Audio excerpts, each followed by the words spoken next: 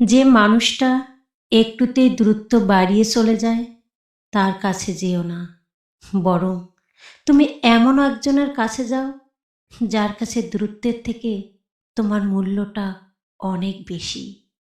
দূরত্ব বাড়িয়ে যদি তার গুরুত্ব বোঝাতে হয় তাহলে সেই মানুষটা তোমার নয়, কারণ যে তোমার সে কখনো এমনটা করবে না। বরং তুমি যাই করো না কেন মানুষটা সব সময় তোমার পাশে থাকবে, তোমাকে সাপোর্ট দেবে।